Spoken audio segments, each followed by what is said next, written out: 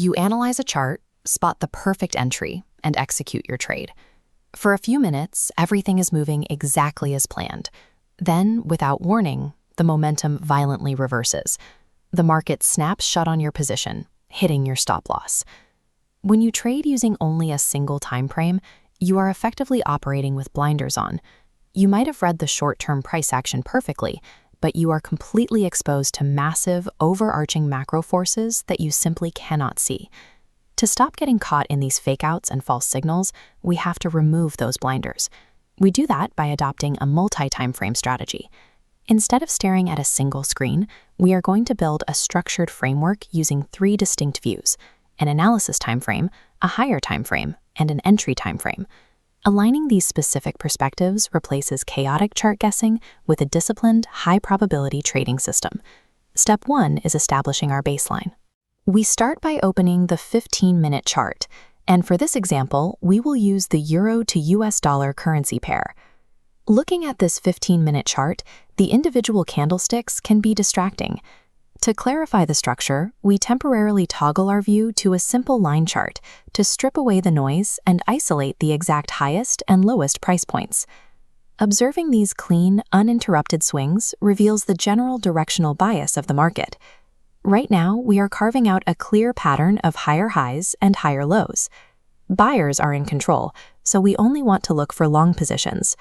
With our bullish bias confirmed, we switch back to candlesticks to pinpoint precise structural levels.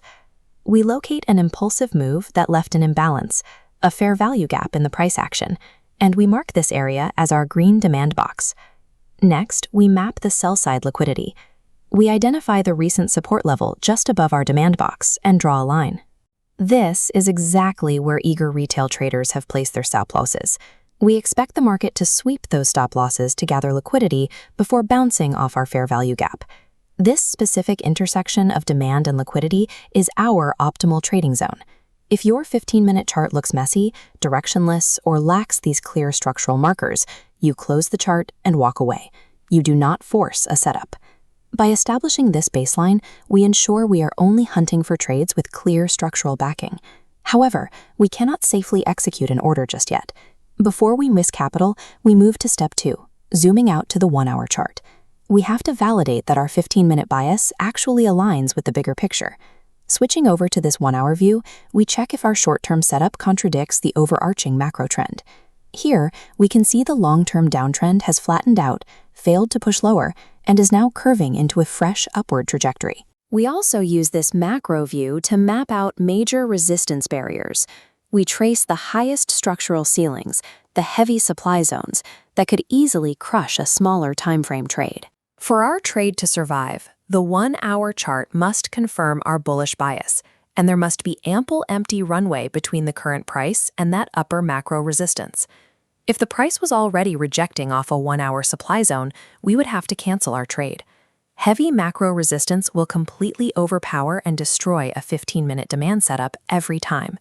The higher timeframe acts as an absolute veto. It blocks dangerous trades and gives us a green light only when the macro momentum is firmly at our back.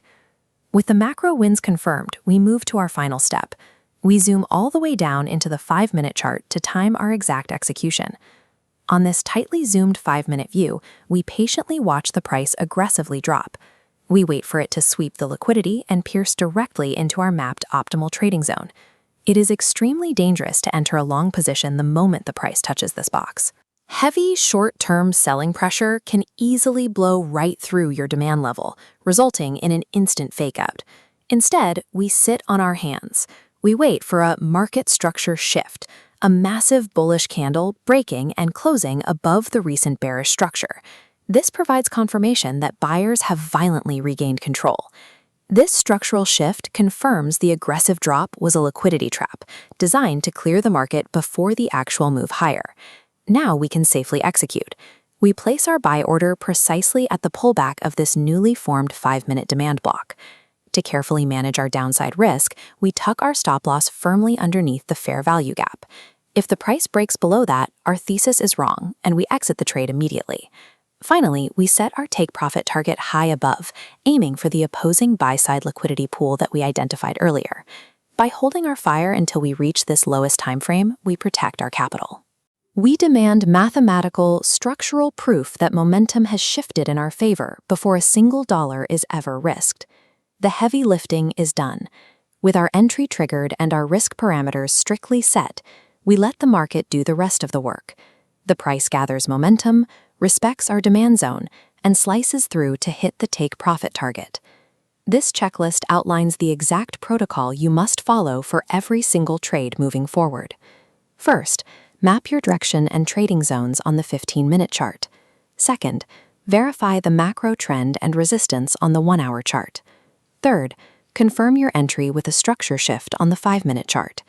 Sticking strictly to this 3-step discipline removes the emotional noise. It filters out the chaos and guesswork that comes from gambling blindly on a single time frame. Your next task is to prove this to yourself.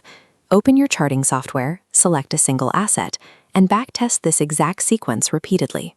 Gather your data, refine your eye, and master this alignment before you ever risk real capital.